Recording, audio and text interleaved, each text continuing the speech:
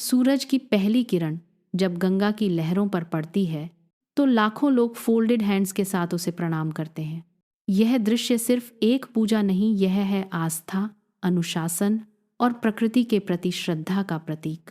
आज हम जानेंगे आखिर छठ पूजा क्यों मनाई जाती है और इसका इतना गहरा धार्मिक और वैज्ञानिक महत्व क्यों है।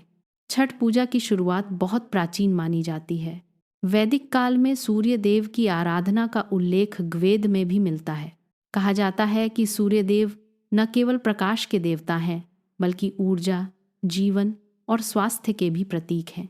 महाभारत के अनुसार जब पांडव वनवास में थे, तब कुंती पुत्र कर्ण रोज सूर्य देव की पूजा करते थे। वहीं से यह परंपरा आगे बढ़ी। कुछ कथाओं में कहा गया है कि सीता माता ने भी अयोध्या लौटने के बाद राम राज्य में सूर्य देव की पूजा की थी और यही परंपरा आज छठ पूजा के रूप में मनाई जाती है। छठ पूजा में छठ माई की विशेष पूजा होती है। कहा जाता है कि छठ माई उषा नाम की देवी हैं, जो सूर्य देव की छोटी बहन मानी जाती हैं। वो जीवन में नई ऊर्जा, संतान सुख और रोगों से मुक्ति का वरदान देती हैं।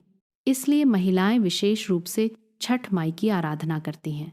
अपने परिवार और बच्चों की भलाई के लिए छठ पूजा 4 दिनों तक चलने वाला पर्व है। हर दिन की अपनी अलग रीति है। पहला दिन नहाए खाए।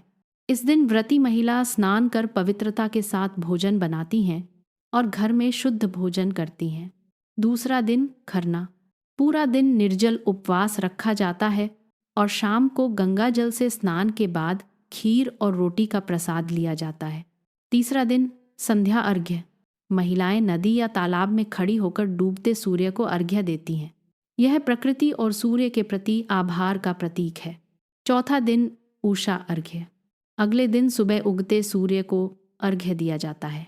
इस क्षण का वातावरण बेहद दिव्य और शांत होता है। छठ पूजा में जाति, वर्ग या धर्म का कोई भेद नहीं होता। छठ पूजा हमें सिखाती है प्रकृति के साथ संतुलन, संयम और सच्ची आस्था क्या होती है।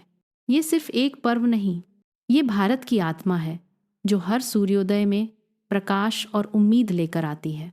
जय सूर्यदेव, जय छठ माई।